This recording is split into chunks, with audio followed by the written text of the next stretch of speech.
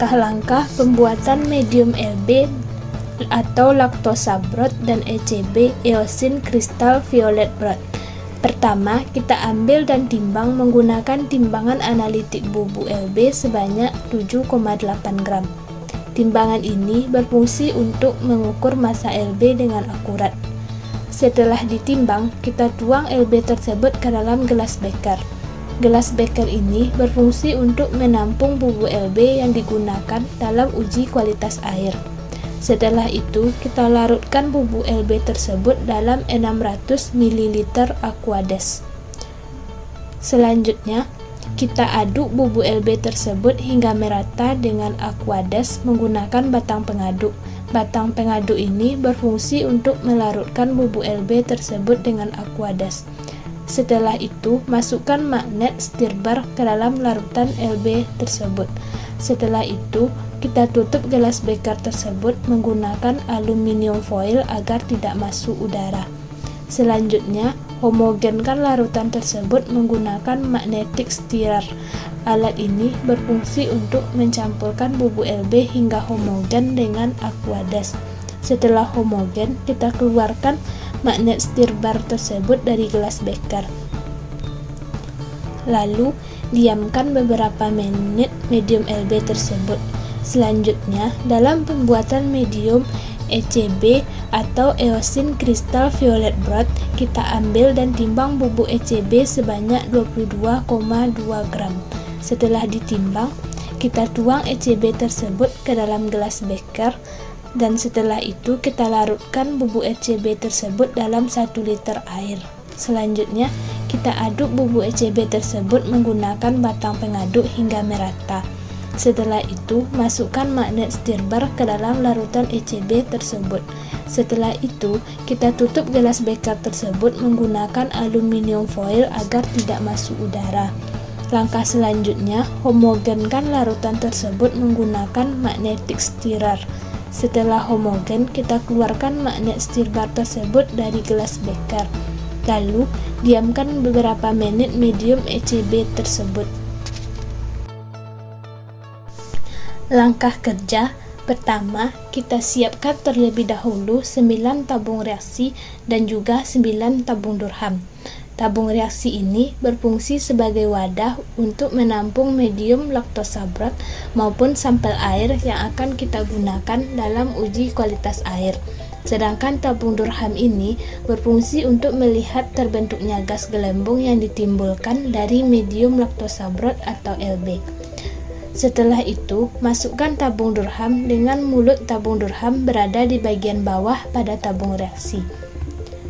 Setelah tabung Durham dimasukkan, maka isi tabung tersebut dengan medium laktosa broth sebanyak 10 ml menggunakan gelas ukur.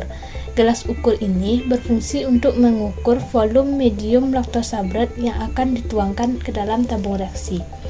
Selanjutnya, tutup mulut tabung reaksi tersebut menggunakan kertas aluminium foil agar tidak ada udara yang masuk ke dalam tabung reaksi. Setelah itu, gabungkan 9 tabung reaksi tersebut dan ikat bagian atas dan bawah tabung menggunakan benang agar memperkuat penutup tabung reaksi. Setelah itu, sterilisasikan tabung reaksi tersebut menggunakan autoclave selama 24 jam. Autoclave ini berfungsi sebagai tempat sterilisasi alat dan bahan yang digunakan dalam uji kualitas air. Setelah 24 jam, keluarkan tabung reaksi tersebut dari autoclave. Langkah selanjutnya, bagi 9 tabung tersebut menjadi 3 bagian, di mana 3 tabung untuk ukuran 10 ml, 3 tabung ukuran 1 ml, serta 3 tabung lagi untuk ukuran 0,1 ml. Setelah itu, ambil air sampel berukuran 10 ml menggunakan pipet pump. Alat ini berfungsi untuk membantu pipet ukur dalam menyedot sampel air. Sampel air yang kelompok kami gunakan adalah air kran pada ruang standar Fakultas Matematika dan Ilmu Pengetahuan Alam. Kemudian, sampel air yang telah diukur dipindahkan ke dalam tabung reaksi yang berisi medium laktosa broth. Lakukan langkah yang sama untuk tabung yang berukuran 1 ml dan 0,1 ml. Setelah itu, tutup semua mulut tabung tersebut menggunakan kertas aluminium foil dan diikat menggunakan benang. Selanjutnya, inkubasi semua tabung tersebut selama 48 jam atau 2 hari. Setelah diinkubasi, kita amati tabung tersebut. Jika dalam tabung tersebut terbentuk gelembung gas, maka tes dinyatakan positif Escherichia coli dan harus dilanjutkan ke tahap selanjutnya. Pada hasil pengamatan kami, terdapat 8 tabung yang terbentuk gelembung gas. Setelah itu, masukkan medium ECB sebanyak 1 ml ke dalam tabung reaksi yang positif E. coli dengan menggunakan mikropipet. Mikropipet ini berfungsi untuk memindahkan medium ECB ke tabung reaksi yang positif E. coli dengan ukuran volume 1 ml. Kemudian, tutup semua tabung reaksi menggunakan aluminium foil dan dilapisi dengan plastik wrap, lalu ikat pada sisi bagian atas dan bagian bawah menggunakan benang. Setelah itu, inkubasi lagi tabung tersebut selama 48 jam atau 2 hari. Setelah diinkubasi, kita diamkan tabung tersebut selama beberapa menit. Selama mendiamkan tabung tersebut, kita tuangkan medium EMB atau eosin methylene blue ke dalam cawan Petri.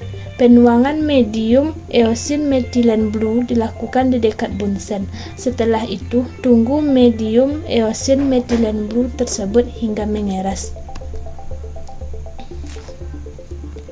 Selanjutnya, sambil menunggu medium eosin methylene blue mengeras, kita lakukan pengamatan pada 8 tabung reaksi, di mana kita melihat gelembung gas yang terdapat di dalam tabung Durham.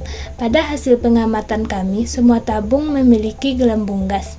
Setelah itu, ambil 2 sampel tabung dengan ukuran 10 ml dan 1 ml untuk dilanjutkan ke tahap uji kepastian. Setelah itu, siapkan 2 petri yang mengandung medium eosin methylene blue. Selanjutnya, ambil sampel tabung yang berukuran 10 ml. Kemudian, ambil sebanyak 1 ml sampel tersebut menggunakan mikropipet dan tuangkan sampel tersebut ke dalam cawan petri yang mengandung eosin methylene blue. Setelah dituangkan, kita lanjut ratakan pada permukaan medium eosin methylene blue dengan batang spreader. Lakukan langkah yang sama pada tabung yang berukuran 1 ml. Setelah itu, lapisi 2 cawan petri tersebut menggunakan plastik wrap agar tidak ada udara yang masuk. Kemudian, kita inkubasikan lagi cawan petri tersebut selama 48 jam atau 2 hari.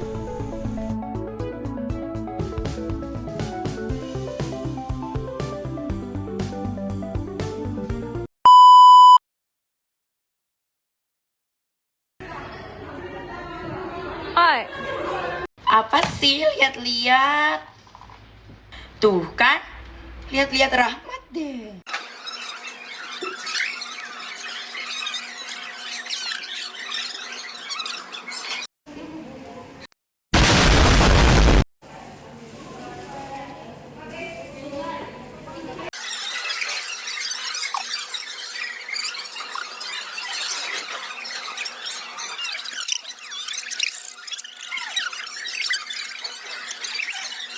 Kita bikin romantis